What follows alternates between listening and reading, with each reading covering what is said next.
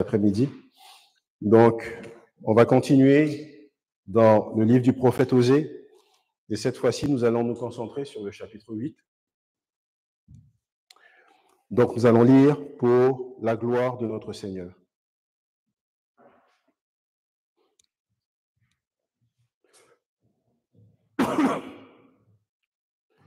En bouche la trompette, l'ennemi fond comme un aigle sur la maison de l'Éternel, parce qu'ils ont violé mon alliance et transgressé ma loi. Ils crieront vers moi, mon Dieu, nous te connaissons, nous Israël. Israël a rejeté le bien, l'ennemi le poursuivra. Ils ont établi des rois sans mon ordre et des chefs à mon insu. Ils ont fait des idoles avec leur argent et leur or. C'est pourquoi ils seront anéantis.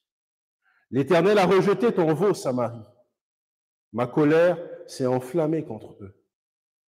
Jusqu'à quand refuseront-ils de se purifier? Il vient d'Israël, un ouvrier l'a fabriqué. Et ce n'est pas un Dieu. C'est pourquoi le veau de Samarie sera mis en pièces.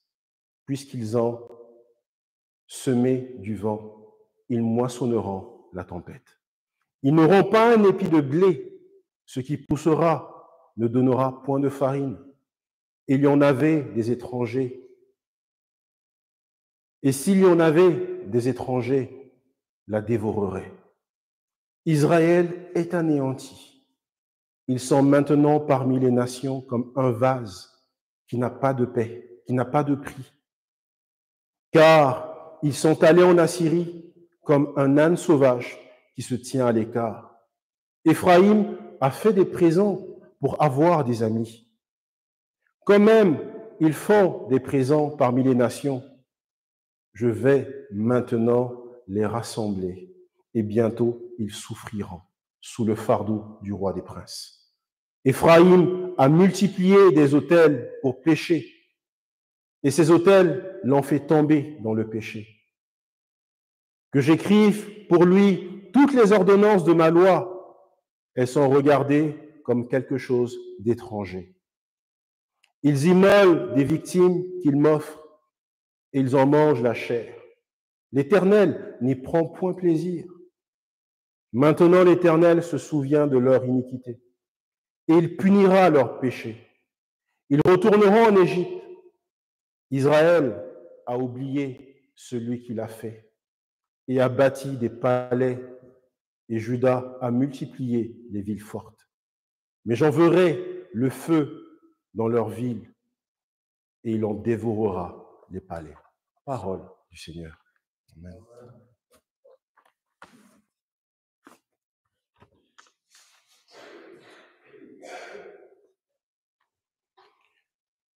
Donc, s'il y a un thème central dans ce chapitre, c'est bien une certaine autosuffisance que la nation d'Israël avait en lui. Une confiance en soi qui était malsaine. Une confiance en soi qui l'a poussé à faire des choix sans pour autant consulter son Dieu, le Dieu de l'Alliance.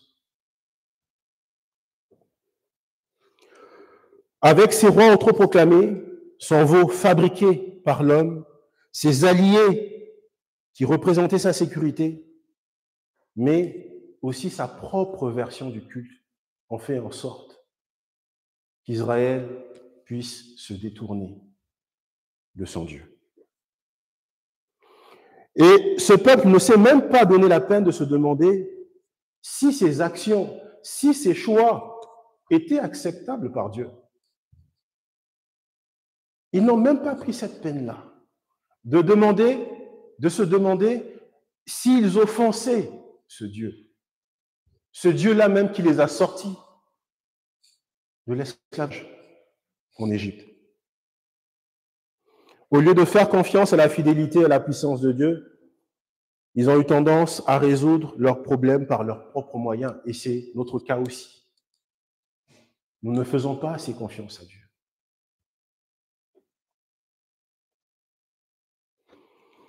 Nous ne faisons pas confiance en Dieu au point même que nous sommes obligés de pécher. Nous nous reposons tellement sur nous, sur notre soi-disant sagesse, notre soi-disant intelligence, que des fois nous faisons des compromis, mais que ces compromis-là nous emmènent à enfreindre la loi du Seigneur. Et le prophète ici, Osée, résume toute cette histoire au verset 7. Puisqu'ils ont semé le vent, ils moissonneront la tempête. Ce qu'ils avaient semé, ils allaient moissonner. Et l'apôtre Paul a affirmé cette même vérité en Galates 6, 7 à 8. Ne vous y trompez pas, on ne se moque pas de Dieu. Ce qu'un homme aura semé, il le moissonnera aussi. Celui qui sème pour sa chair moissonnera de la chair la corruption. Mais celui qui sème pour l'esprit moissonnera de l'esprit la vie éternelle. Et donc Paul nous rappelle ici que nos actions entraînent des conséquences qui sont réelles. Un petit vent peut devenir un ouragan qui peut être destructeur. Un petit compromis, un tout petit compromis peut ouvrir la place à un péché qui va nous emmener dans l'hécatombe, jusqu'à un point de non-retour. Ça peut être sur notre éthique personnelle, par exemple. Je peux faire ci, mais c'est pas grave. Mais à la fin, le péché peut être la résultante de ces tout petits compromis-là. Le chapitre 8 expliquera la ruine d'Israël en examinant trois péchés qui semblaient si mineurs au départ, mais qui ont fini par détruire la nation par des rafales de jugement.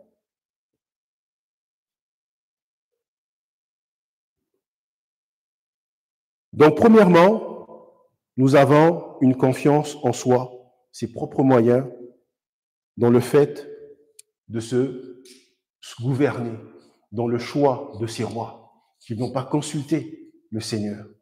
Deuxièmement,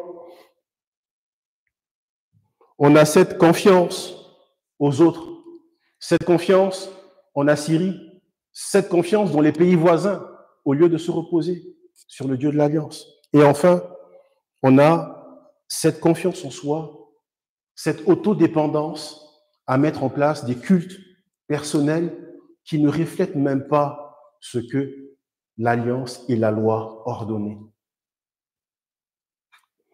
Et donc, se fiant à ses propres moyens, le peuple d'Israël a négligé l'Alliance de Dieu, a rationalisé la transgression de la loi et a provoqué la colère de Dieu. Et ce peuple allait subir une multitude de jugements. Donc, mon premier point, des versets 1 au verset 3, nous allons voir un vautour sur Israël.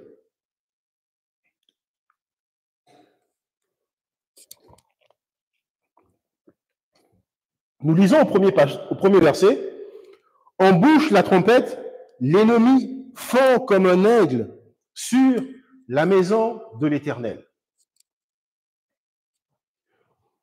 À l'époque, on utilisait les trompettes pour rassembler le monde, pour rassembler le peuple.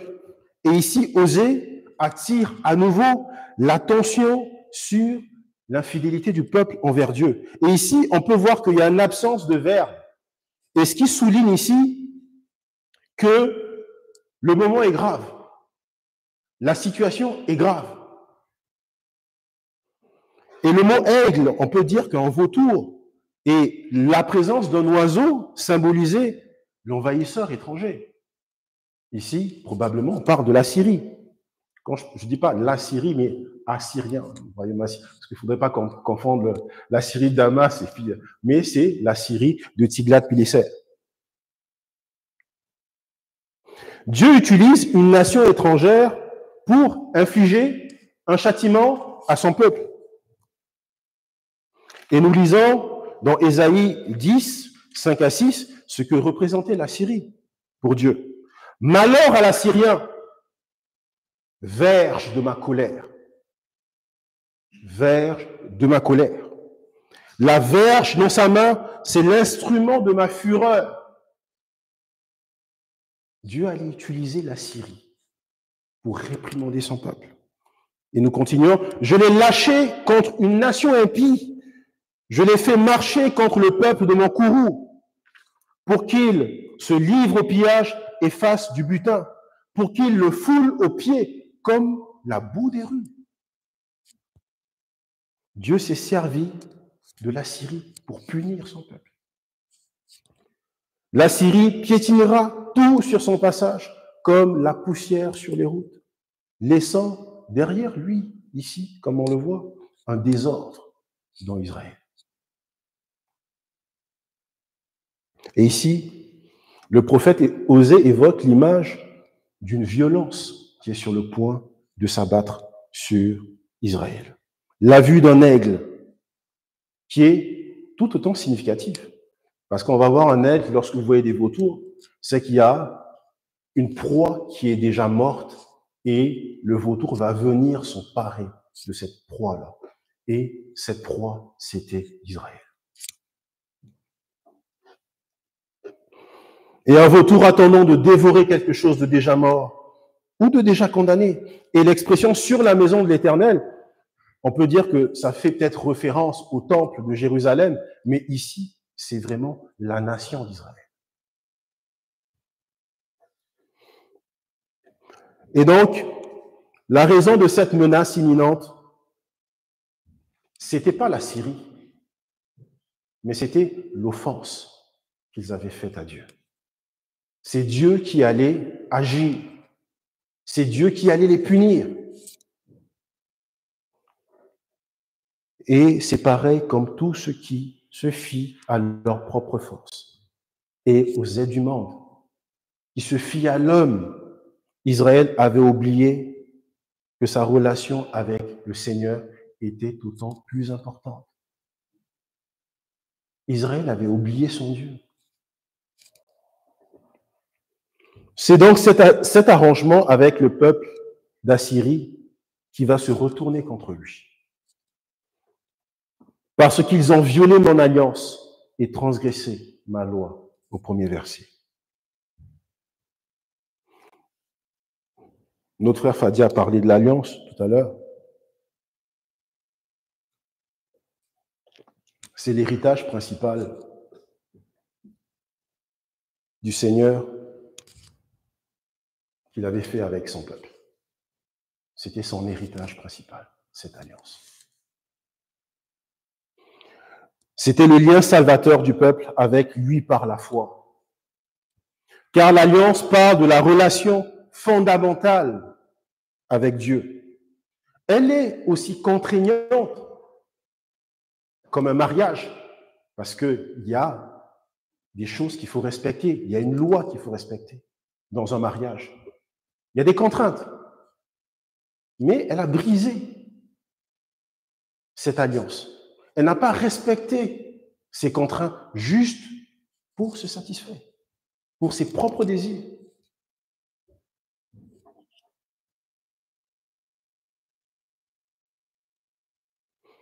Et il y avait aussi, comme héritage, sa loi, la loi de Dieu.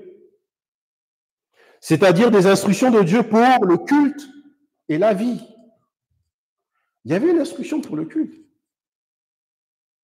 Lorsque nous parlons de principes régulateurs, c'est que ça vient de la parole de Dieu. Ce n'est pas à nous, en tant qu'humains, de mettre en place un culte qui est mondain, qui est à l'image des hommes, pour qu'on se dise que non, en fait, nous glorifions Dieu. Non.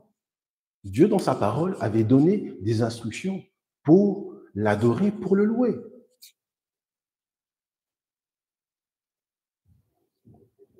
Et sa loi précise les seules façons pour que ce partenariat pour que cette alliance reste harmonieuse.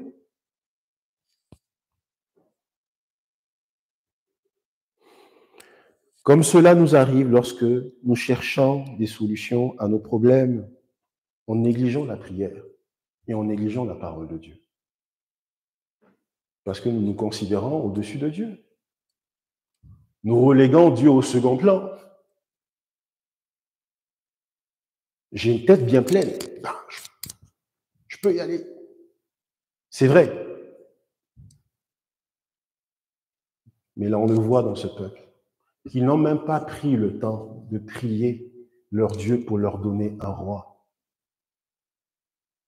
Ils ne sont même pas agenouillés pour demander à Dieu de leur donner des dirigeants qui le craignent.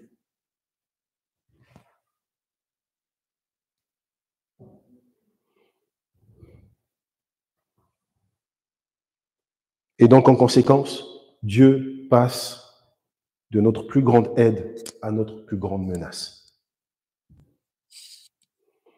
Ce n'est pas pour autant que le peuple avait oublié la religion. Il s'agissait d'un peuple qui était extrêmement religieux. Ils n'avaient pas oublié. Et nous pouvons le constater dans les fréquentes références d'Osée à des sacrifices offerts au Seigneur. Le peuple chérissait ce statut particulier, ce statut de peuple de Dieu,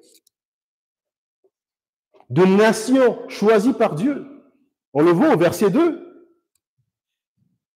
Ils crieront vers moi, mon Dieu, nous te connaissons, nous, Israël. D'un côté, ils n'avaient pas oublié Dieu. Ils avaient juste décidé de l'ignorer.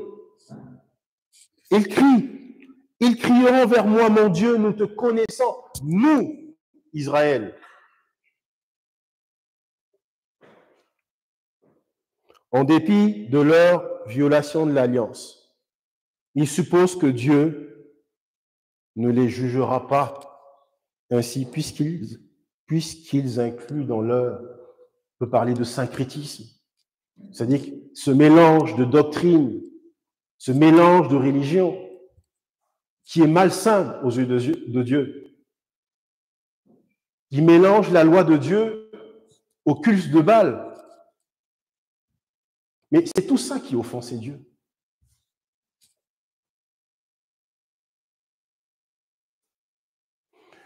Le problème, celle qui ne connaissait plus. Ils avaient abandonné la parole de Dieu. Et leur cri ne reflétait pas non plus une foi qui était véritable en Dieu. Ils criaient à Dieu, mais pas d'une foi véritable, pas de leur cœur. C'était juste au bout des lèvres. Parce qu'ils n'avaient pas mis leur confiance au Dieu de l'Alliance. Jésus s'est opposé à cette fausse religion dans la parabole des deux maisons en disant, en Luc 6, 46, « Pourquoi m'appelez-vous Seigneur, Seigneur, et ne faites-vous pas ce que je dis ?» Pourquoi vous m'appelez Seigneur? Mais vous ne respectez même pas ma parole. Vous ne faites même pas ce que je vous demande de faire. Il a ensuite parlé d'un homme qui avait construit sa maison sur le sable plutôt que sur le roc. Et c'est vraiment une image de l'autosuffisance. Au verset 49, le torrent s'est jeté contre elle, aussitôt elle est tombée et la ruine de cette maison a été grande. Le peuple d'Israël a ignoré Dieu, a ignoré son titre de peuple de Dieu. Et même aujourd'hui, c'est vrai qu'on se dit chrétien, mais c'est devenu comme un genre de label. Je suis né de nouveau, mais je ne fais rien de ce qui est écrit dans la Bible.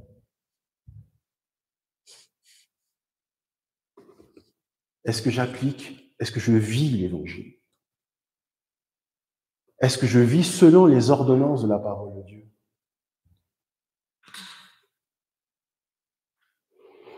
Et Jésus nous a mis en garde dans Matthieu 7, versets 22 à 23. Plusieurs me diront ce jour-là, Seigneur, Seigneur, n'avons-nous pas prophétisé par ton nom? N'avons-nous pas chassé des démons par ton nom? Et n'avons-nous pas fait beaucoup de miracles par ton nom? Alors je leur dirai ouvertement, je ne vous ai jamais connu.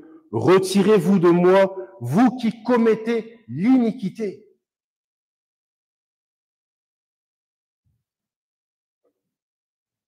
Christ indique dans ce texte qu'il ne sera pas suffisant de le considérer comme maître, uniquement en parole ou par notre témoignage. En fait, il est essentiel que nous croyions en lui, que nous nous repentions de nos péchés, que nous vivons une vie sainte, et que lorsque nous invoquons son nom, que nous puissions nous écarter, nous éloigner de tout péché.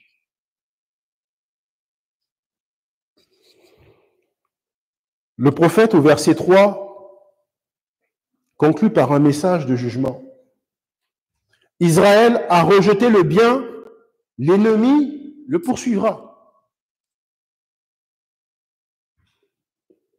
Le bien, c'est Dieu lui-même. Le bien, c'est Dieu. Il a rejeté Dieu. L'ennemi le poursuivra.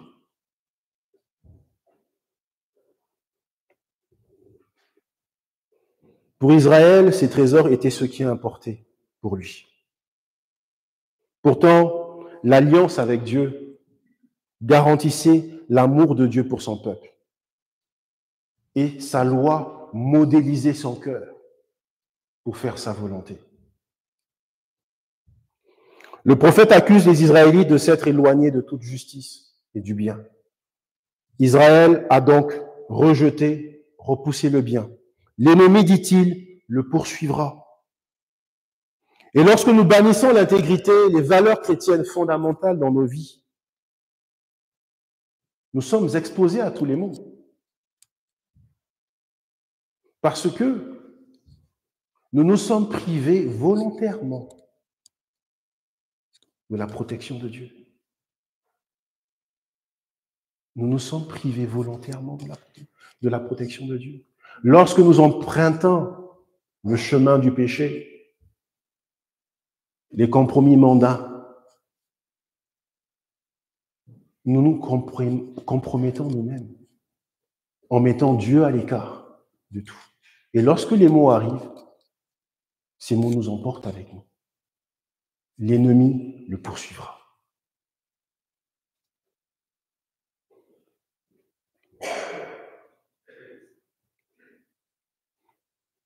Et lorsque nos ambitions professionnelles façonnent nos vies, ou lorsque le péché, tout ce qui est sensuel, occupe notre vie, occupe nos mœurs, en reléguant la parole de Dieu en second, mais nous nous dirigeons vers la perte. Et notre Dieu, c'est vrai qu'il nous regarde, il sait tout. Mais l'ennemi nous poursuivra.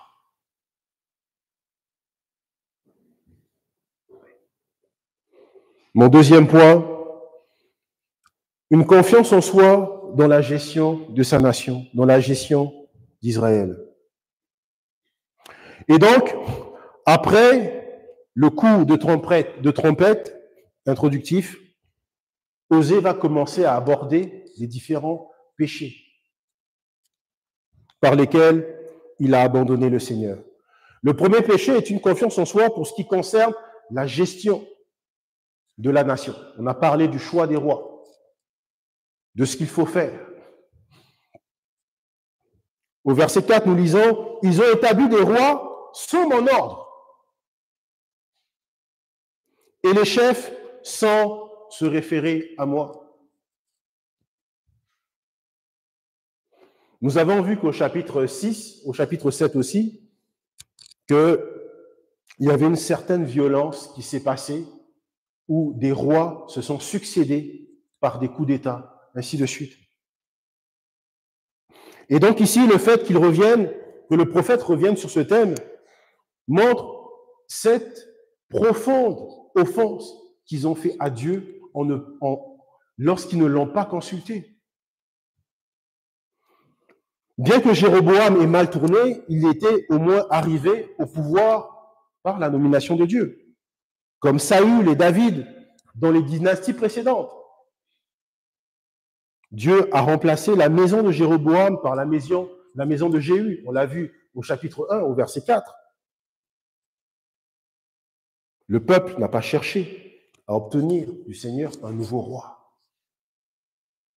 Ils n'ont pas prié, mais ils ont suivi chaque imposteur, chaque assoiffé de sang, sans pour autant demander, s'incliner devant le Seigneur et prier, demander des dirigeants pieux, des dirigeants qui craignent le Seigneur.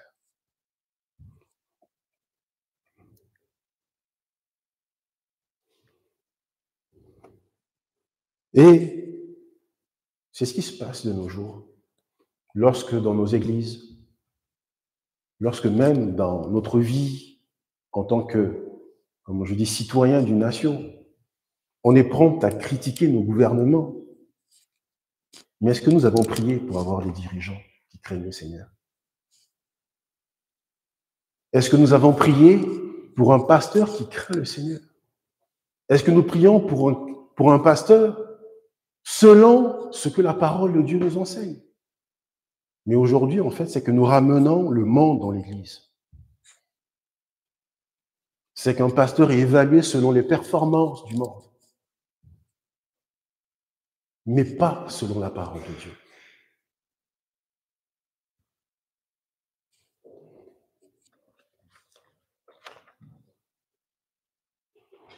Les dirigeants de ce monde rejettent la souveraineté de Dieu, et ce n'est pas une surprise. Et ils oublient le principe du psaume 127, verset 1. Si l'Éternel ne bâtit la maison, ceux qui la bâtissent travaillent en vain. Si l'Éternel ne garde la ville, celui qui la garde veille en vain. Donc, prions pour que le Seigneur mette sa main. C'est vrai qu'on peut sortir, marcher, protester, on peut le faire. Mais est-ce que c'est la seule chose que nous devrions faire? Lorsque nous ne sommes pas contents, lorsque nous sommes, disant, on est contre certains choix. C'est vrai, il y a des choix qui nous blessent, qui nous offensent en tant que chrétiens. Mais nous avons une arme qui est la prière. Nous avons un Dieu qui nous écoute aussi. Est-ce que nous devons sortir en tant qu'Église, aller en croisade contre les gouvernements? Je ne dis pas, il y en a qui vont sortir pour le faire. Je n'ai rien contre cela. Mais premièrement, prions le Seigneur pour qu'il nous donne des dirigeants qui le craignent. C'est vital pour nous, pour que nous ayons aussi la paix, que nous puissions adorer en toute sécurité. Lorsque vous sortez un peu du cadre dans lequel vous êtes, on est en Amérique, c'est très bien. Mais dans certains pays, ils sont persécutés. Ils ne peuvent même pas sortir le bout du nez pour prier ni adorer leur Seigneur. Et c'est un privilège que nous avons d'être dans un pays qui est en sécurité. C'est vrai que les gouvernements prennent des décisions. Il y a, même dans l'Église, il y a le mariage homosexuel. Est-ce qu'on va aller en croisade contre les pasteurs, contre les églises? Mais notre premier choix, ce serait de nous agenouiller devant le Seigneur. De lui demander pardon. Pourquoi? Parce que nous n'avons déjà pas prié pour des dirigeants qui le craignaient, pour des dirigeants qui étaient pieux.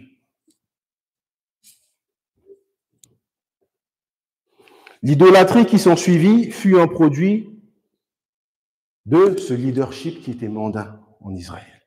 Au verset 4, nous lisons, « Ils ont fait des idoles avec leur argent et leur or. C'est pourquoi ils seront retranchés. » Les idoles nous détruisent. Les idoles nous éloignent de Dieu. Quels que soient les idoles qu'on a, que ce soit l'argent, que ce soit ceux qu'on chérit plus que Dieu. Ça, c'est des idoles. Ça nous éloigne de Dieu. Le Seigneur déclare au verset 5, « L'Éternel a rejeté ton veau, Samarie. » L'Éternel a rejeté ton veau. Nous avons ici un genre, ce qu'on appelle la métonymie. C'est une figure de style qui sert de substitution. Mais le veau ici représente tout le système rituel d'Israël qui est rejeté par Dieu. Parce qu'il ne prend pas plaisir à ces rites-là. Israël, avec ses rituels impies et païens, a provoqué la colère de Dieu. Il cherchait à adorer le Seigneur d'une manière qui était accessible, mondainement. Ils ne voulaient pas vivre selon les ordonnances de Dieu, mais selon leur propre plaisir, leur propre désir. Il leur a été difficile d'adorer un Dieu invisible à travers sa parole. Ils ont changé le culte pour qu'il corresponde davantage à leur penchant sensuel.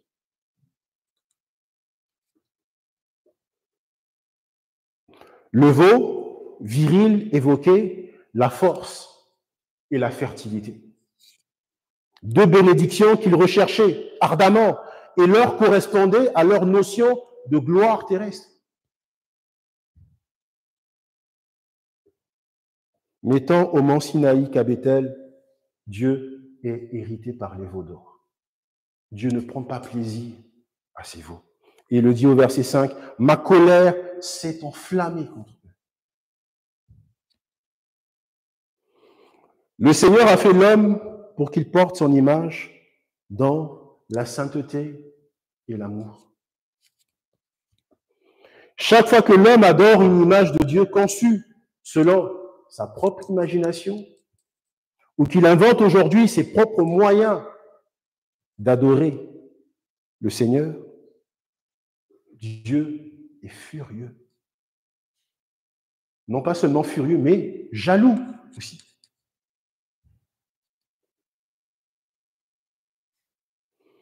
Israël a enfreint le deuxième commandement. Exode 20, verset 5, « Tu ne te prosterneras point devant elle, tu ne les serviras point, car moi, l'Éternel, ton Dieu, je suis un Dieu jaloux, qui punit l'iniquité des pères sur les enfants jusqu'à la 3e et la 4e génération de ceux qui me haïssent. » C'est grave. On ne parle pas uniquement d'une seule génération. En fait, ça veut dire à perpétuité.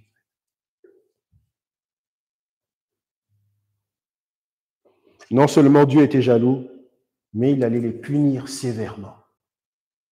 Dieu n'allait pas être passif par rapport à cette offense à son commandement.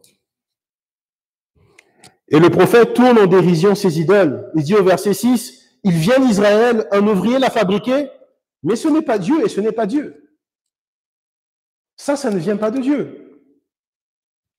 En disant que les veaux venaient d'Israël, Dieu souligne que les veaux étaient des objets fabriqués par des artisans humains avec des matériaux terrestres tels que l'or et l'argent.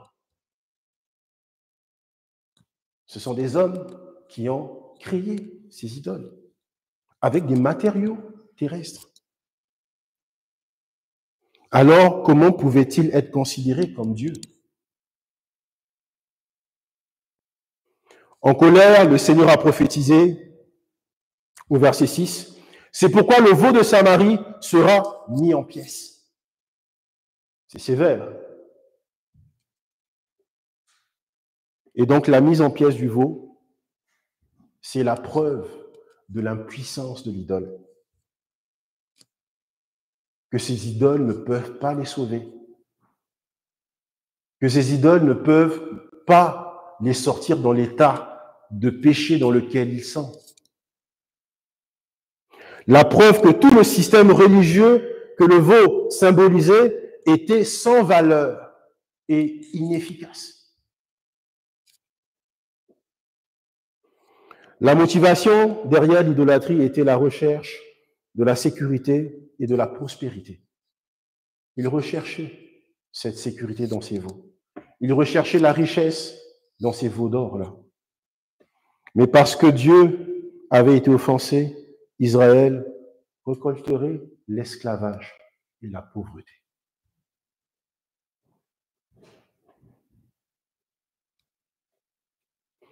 Le seul moyen d'éviter ce jugement était de vivre selon la parole de son Dieu.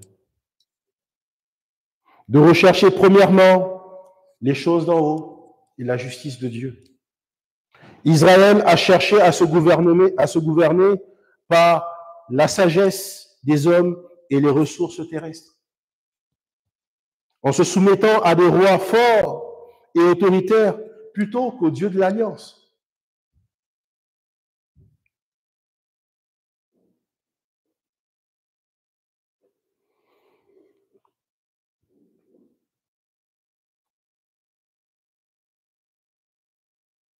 Lorsque nous voyons le problème de l'idolâtrie aujourd'hui, lorsque nous voyons le monde dans lequel nous vivons, les compromis que nous faisons, lorsque nous nous allions avec des églises qui ne respectent pas la parole de Dieu, qui ne marchent pas selon les ordonnances de Dieu. Juste pourquoi? En effet, pour avoir une certaine renommée, juste avoir de l'argent, juste pour avoir plus de monde.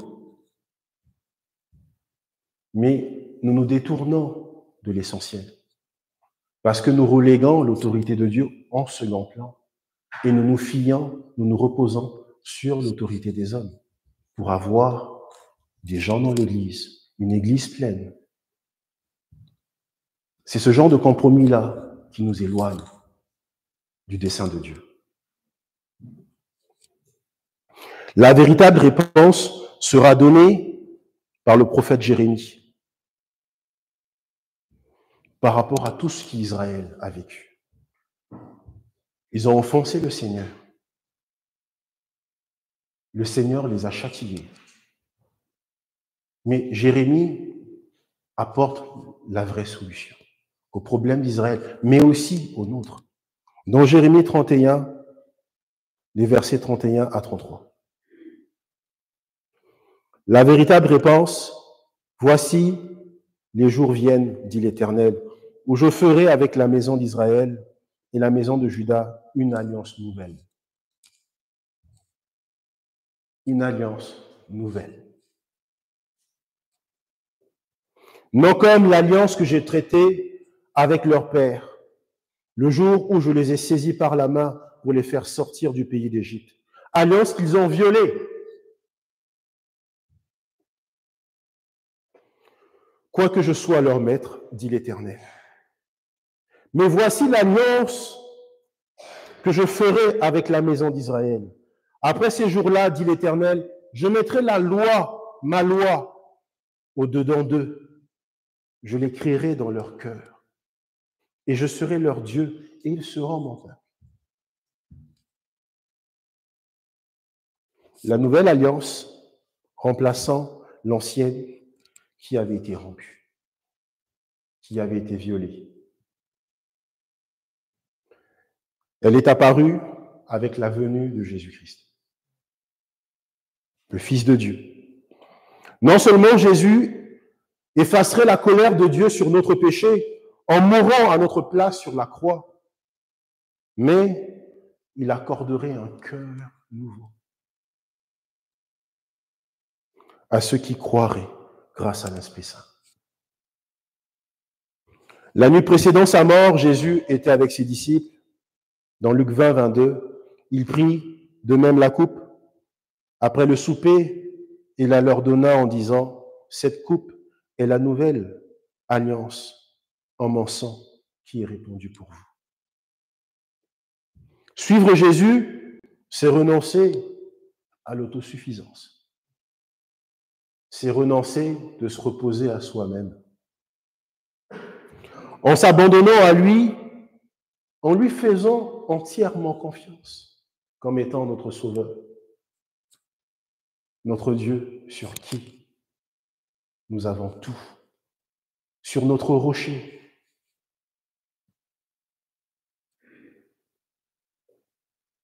Mon troisième point, nous allons voir le deuxième péché, c'est une confiance en soi dans sa relation avec les autres pays. Des versets 7 au verset 10.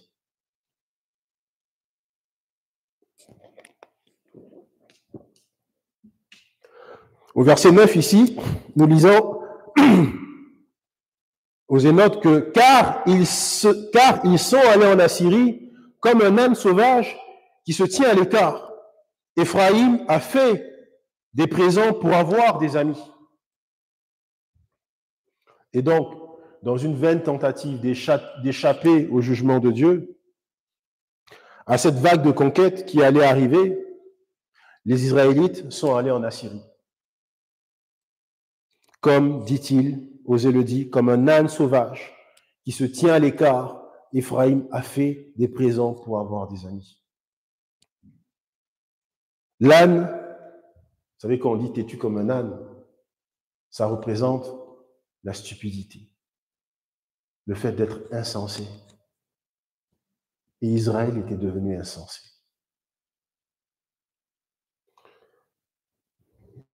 Et ici, Osée fait aussi sans doute allusion à l'incrédulité du peuple qui a méprisé la protection de Dieu pour se tourner vers des nations qui allaient l'envahir. Car le peuple n'aurait pas dû se précipiter ainsi vers la Syrie pour se protéger. Le prophète les reprend ici pour ne pas avoir considéré le secours de l'Éternel qu'il leur avait promis. Dans l'alliance, le Seigneur les protégeait. Le Seigneur les gardait. Comme si Dieu ne pouvait rien faire pour leur venir en aide. Ils se sont tournés vers les Assyriens. Et par rapport à Dieu, c'était de l'ingratitude. Dans cette relation d'alliance, nous savons que Dieu leur tenait lieu d'époux. Parce qu'il leur a donné la foi. Mais quand ils se sont tournés vers un autre, ils étaient comme des femmes impures qui se prostituent et qui abandonnent leur mari. Et Osée ici va même plus loin. Il dit qu'il payait. Il payait. Il donnait des présents pour avoir des amis, pour avoir des amants. C'est ainsi que le prophète compare la nation à un homme désespéré qui doit payer pour des faveurs, qui doit payer pour une protection. Dieu ne se contente pas d'appeler cela de l'infidélité. Il affirme aussi que ses conséquences seront plus ruineuses que l'acte en elle-même. Et les stratagèmes désespérés d'Israël ne faisaient que l'enfoncer de plus en plus. Parce que nous lisons au verset 7, « Puisqu'ils ont semé du vent, ils moissonneront la tempête. Ils n'auront pas un épi de blé. Ce qui poussera ne donnera point de farine, et s'il y en avait, des étrangers le dévoreraient. » En fait, Israël n'allait se retrouver avec plus rien.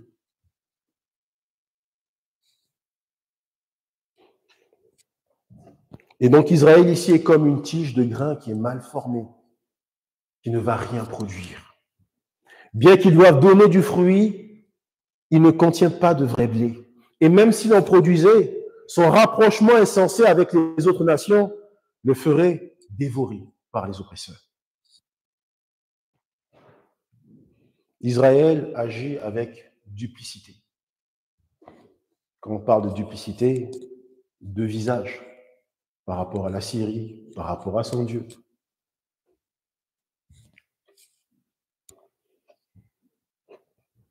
Mais ni Dieu ni la Syrie n'ont été trompés. Parce que le verset 8 conclut, Israël est englouti. Ils sont maintenant parmi les nations comme un vase qui n'a pas de prix. Et on sait qu'au début de son existence, le Seigneur déclarait à propos d'Israël qu'il était unique parmi les nations, qu'il était son trésor particulier. Dans Exode 19, verset 5, nous lisons, « Maintenant, si vous écoutez ma voix et si vous gardez mon alliance, vous m'appartiendrez entre tous les peuples, car toute la terre est à moi. » Ce peuple était privilégié. Mais maintenant, leur péché a effacé cette distinction parmi les nations. Dieu ne prend plus plaisir en Israël. Malgré tout ce que le Seigneur a investi en Israël au cours des siècles, ces ruses mondaines l'ont conduit à la pauvreté et à un vide complet. Parce qu'Israël n'avait plus de valeur. C'était un verre vide sans rien dedans. Et nous voyons tout cela de nos jours, même dans l'Église. Même dans l'Église. Je parlais des actions politiques, des actions que nous devrions mener. C'est vrai, oui. Mais n'oublions pas une chose. Ce que l'apôtre Paul nous dit dans 2 Corinthiens 10, 4 à 5.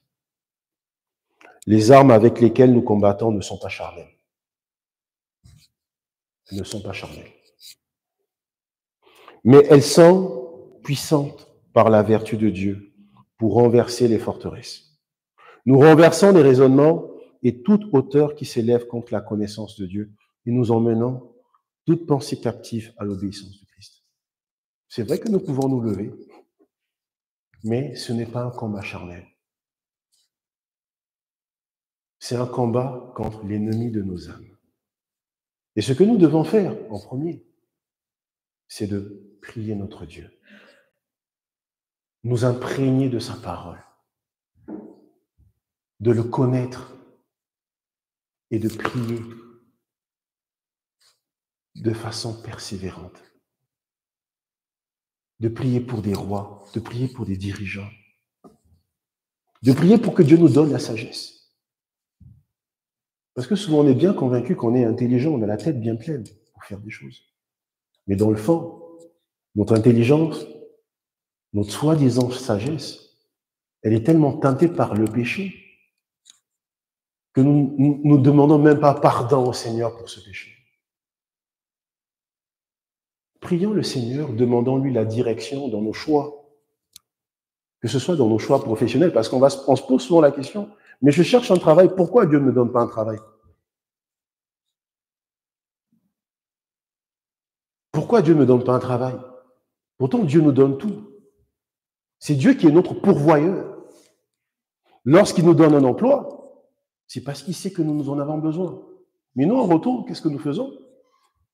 Soit on ne lui dit pas merci, et même, souvent, notre dîme, on ne lui donne pas notre dîme. Mais pourtant, c'est lui qui pourvoit. Et souvent, on est surpris qu'on n'ait plus d'emploi, par exemple. Mais venons au pied de notre Seigneur. Éternel, qu'est-ce que tu veux m'enseigner par rapport à tout ce qui m'arrive? Mais souvent, on emprunte des chemins qui nous éloignent du conseil de notre Seigneur.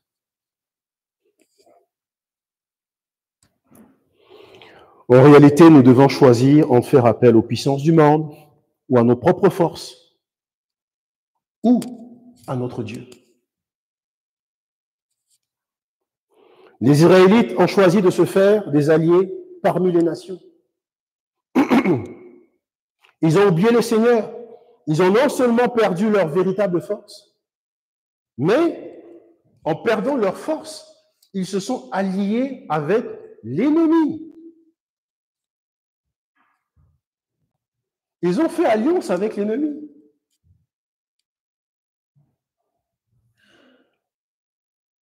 L'ennemi qui allait participer à sa chute.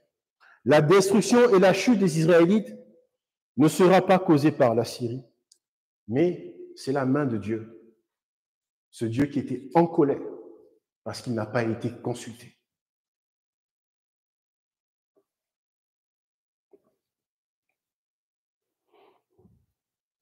La destruction et la chute des Israélites va emmener un exil. Et bientôt, ils souffriront, comme on le voit au verset 10, ils souffriront sous le fardeau du roi des princes. En référence à une angoisse particulière que les dirigeants d'Israël subiront de la part des puissances mondaines qu'ils ont essayé de duper, qu'ils ont essayé de tromper également. Remarquons que dans toutes ces manœuvres, nous ne lisons rien sur le fait qu'Israël s'est tourné vers Dieu. Il n'y a rien. Israël ne s'est même pas tourné vers son Dieu. Même pas dans la prière. Et l'absence de prière, frères et sœurs, ou un engagement timide dans la prière. Ça, c'est notre combat, nous tous. Dans ce monde qui va vite, dans ce monde du numérique, on est toujours sur les tablettes, on est dans tout type de distraction, on travaille ici, on va de gauche à droite. C'est un combat. C'est un combat. Mais un engagement timide, l'absence de prière est le signe que nous ne pensons que notre rôle est plus important que celui de Dieu. Parce que nous nous reposons sur nous. Et lui, nous le relayons au second plan. Donc en fait, c'est que nous sommes plus importants que Dieu. Mais nous sommes notre propre idole. C'est ce que ça veut dire. Mon dernier point, des versets 11 au verset 14, une confiance en soi dans son culte.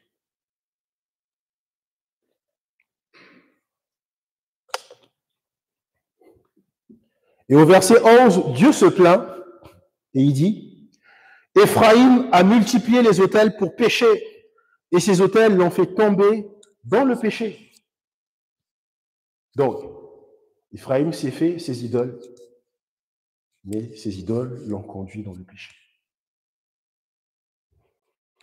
Israël se couvre de religion sans vraiment faire confiance au Seigneur. Et la première partie du verset 11 semble souligner que si les sacrifices étaient destinés à purifier les péchés du peuple, la pratique impie de leur religion n'a fait que multiplier l'offense à Dieu. Il n'arrangeait rien. Les sacrifices étaient des offrandes pour le péché qui devaient devenir le péché en lui-même. Et donc, la non-mention du péché ne faisait qu'aggraver leur culpabilité. Pour Israël, il suffisait de respecter le rituel pour gagner la faveur de Dieu. Juste le rituel. Comme venir à l'église, chanter, repartir. C'est tout.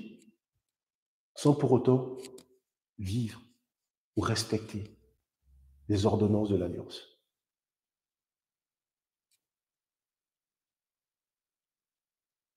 Mais Dieu n'est pas de cet avis-là. Il dit au verset 13, « Ils immolent des victimes qu'ils m'offrent et ils en mangent la chair. L'Éternel n'y prend point plaisir. » Et cette parodie de culte n'est pas simplement sans valeur,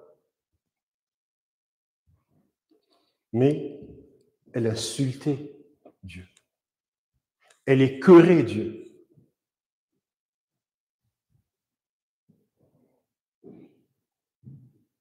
Au verset 12, le Seigneur propose un test. Que j'écrive pour lui toutes les ordonnances de ma loi. Et il dit, elles sont regardées comme quelque chose d'étranger. Alors qu'ils avaient été élevés dans la doctrine, dans la sainte doctrine, et que le Seigneur les avait appelés à lui dès leur enfance, puisqu'ils auraient dû reconnaître la loi de Dieu comme une bannière sous laquelle le Seigneur les protégeait. Il leur reproche ici de l'avoir considéré comme quelque chose d'étranger. Ce Dieu-là qui les a sauvés, ce Dieu-là qui les a délivrés. Mais ce Dieu-là était devenu pour eux comme un étranger.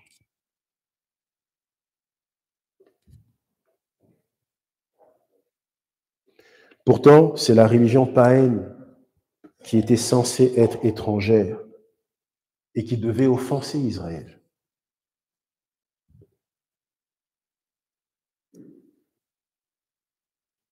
Pour Israël, c'est le contraire qui s'est produit.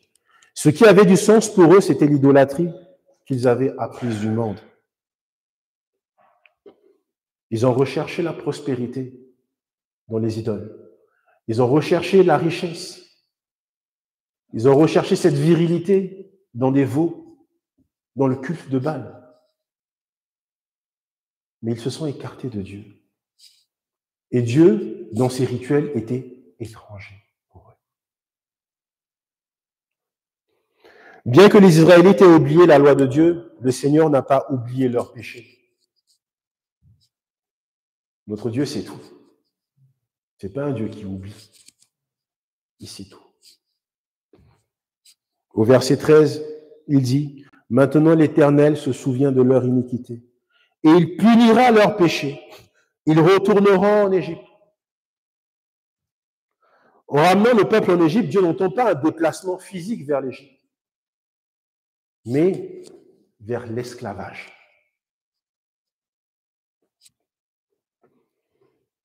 Au chapitre 7 précédent, nous avons noté cette similitude entre l'Israël de l'époque d'Osée et l'église de Laodicée, à laquelle Jésus a écrit les dernières de ces 7 lettres dans l'Apocalypse.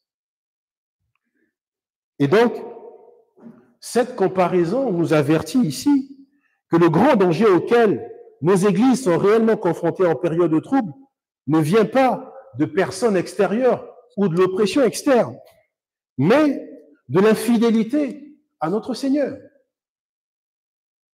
Nous sommes infidèles à Dieu. Et nous lisons Apocalypse 3, verset 16. Jésus avait prévenu, « Ainsi, parce que tu es tiède et que tu n'es ni froid ni bouillant, je te vomirai de ma bouche. » On ne peut pas être dedans, avoir un pied dedans, avoir un pied dehors.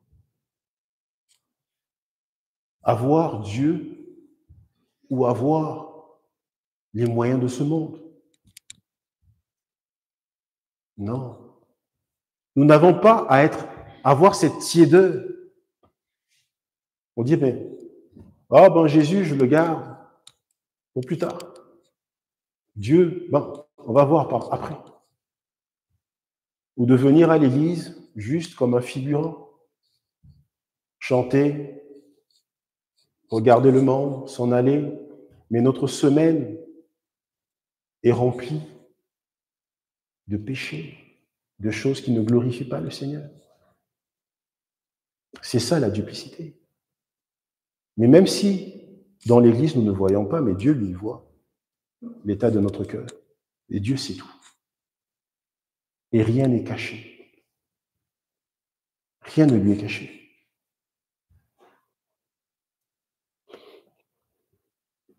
Au verset 14, nous lisons « Israël a oublié celui qui l'a fait ». C'est grave. Israël a oublié celui qui l'a fait. Israël a oublié son Créateur. Israël a oublié le Dieu de l'Alliance. Et l'oubli, quand on parle d'oubli, c'est une décision qui est consciente. C'est une décision qui est volontaire. Ils ont volontairement décidé d'oublier le Dieu de l'Alliance.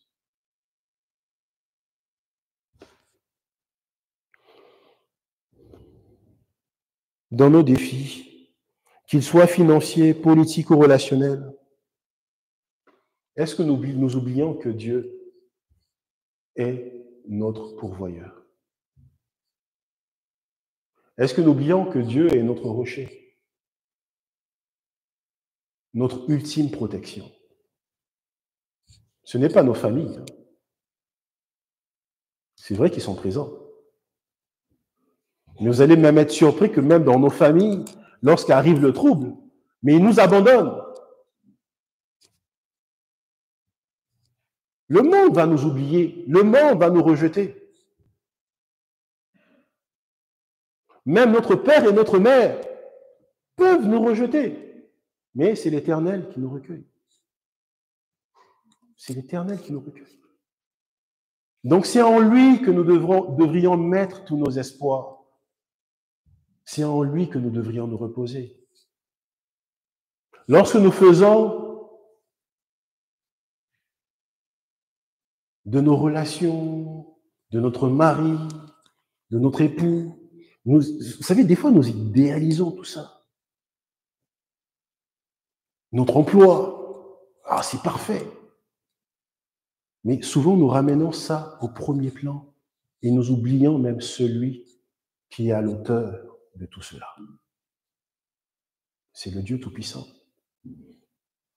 Mais lui, en effet, il est capable de nous retirer tout cela.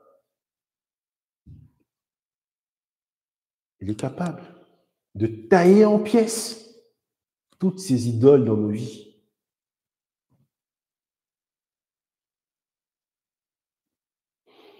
James Montgomery Boyce souligne la signification de cet oubli en disant « Israël connaissait Dieu intellectuellement. Intellectuellement. Mais l'avait négligé en le mettant de côté. Elle avait permis à d'autres choses moins importantes de devenir centrales dans sa vie. » Pour Israël, la mise à l'écart de Dieu a conduit à la construction du palais, notamment pour impressionner les pays étrangers. La même chose se produisait aussi dans le royaume du Sud, au verset 14. Et Juda a multiplié les villes fortes. Mais j'enverrai le feu dans leurs villes et il en dévorera le palais. Et donc, en l'espace de quelques années, la même armée qui avait conquis Israël s'abattait également sur Juda. Et l'histoire va relater le renversement d'une forteresse après l'autre. Les villes clôturées étaient conçues pour la défense, clôturées pour se défendre contre l'envahisseur, mais elles étaient inefficaces contre la destruction qu'avait ordonnée le Seigneur. En conclusion,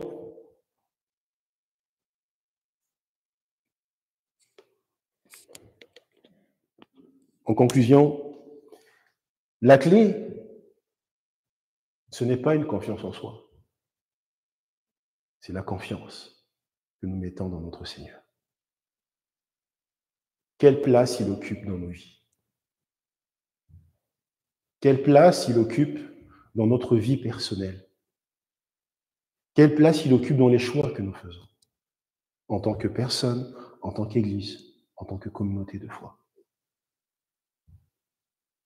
Quelle place il occupe dans notre entourage? C'est vrai que nous avons parmi nous des membres de nos familles qui ne sont pas chrétiens. Est-ce que nous avons besoin d'altérer notre témoignage? Au contraire, nous avons besoin de refléter la gloire de Dieu pour les témoigner davantage. De prier notre Dieu pour leur salut. De prier pour qu'ils soient sauvés. Mais nous n'avons pas à les fouetter ou à aller en croisade avec eux. Ça n'aura pas d'effet. Mais agenouillons-nous, prions sans cesse. S'il faut même veiller et jeûner, prions pour que le Seigneur opère un miracle dans leur vie. Qu'est-ce qui nous pousse à nous éloigner ou à négliger le Seigneur? Est-ce que c'est notre assurance que nous avons dans notre compte en banque? Le Seigneur peut tailler tout cela en pièces. Ah oui. Lorsque vous voyez un peu dans les marchés, il y a un lundi où Donald Trump a dit qu'il allait appliquer les tarifs douaniers, mais les gens se sont affolés. Pourquoi? Parce que les marchés chutaient. Mais en fait, ils voyaient leur argent s'effondrer. Parce qu'en effet, c'est leur assurance. Ils ont mis tout là-dedans.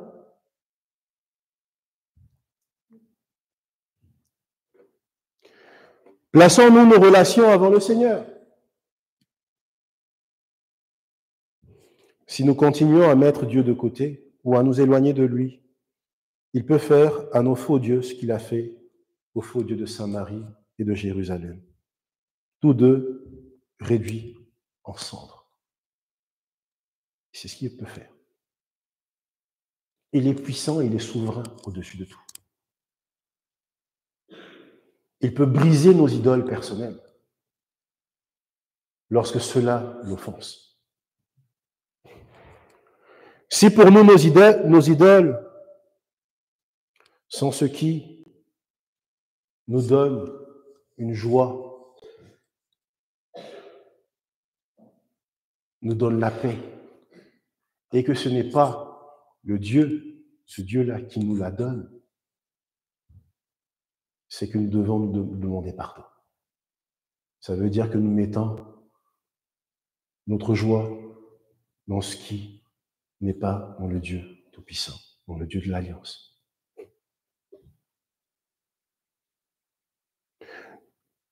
Nous devons donc nous efforcer de faire les choses qui plaisent au Seigneur, car, comme Hébreux 11, verset 6 le dit, il récompense ceux qui le cherchent. La loi de Dieu définit la manière dont les enfants de Dieu sont censés vivre.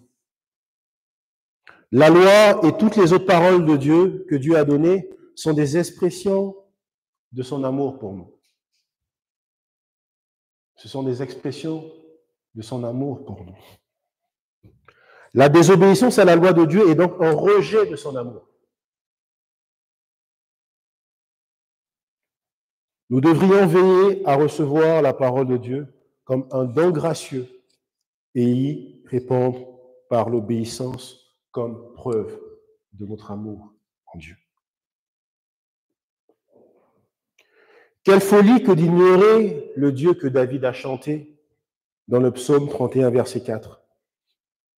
Car tu es mon rocher, ma forteresse, et à cause de ton nom, tu me conduiras, tu me dirigeras. Jésus ne nous appelle pas seulement à mettre toute notre confiance en lui, en disant « Heureux les débonnaires » dans Matthieu 5, verset 5. Débonnaires, on peut parler aussi de ceux qui sont doux, car ils hériteront de la terre. Nous hériterons de la terre et de la vie éternelle aussi, en Jésus-Christ.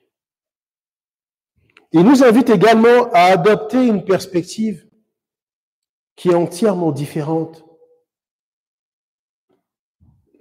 de notre vie de pèlerin ici-bas. Dans Matthieu 6, 19 à 21, nous lisons « Ne vous amassez pas des trésors sur la terre, où la teigne et la rouille détruisent, et où les voleurs percent et dérobent. Mais amassez-vous des trésors dans le ciel, où la teigne et la rouille ne détruiront point, et où les voleurs ne percent ni ne dérobent. Car là où est ton trésor,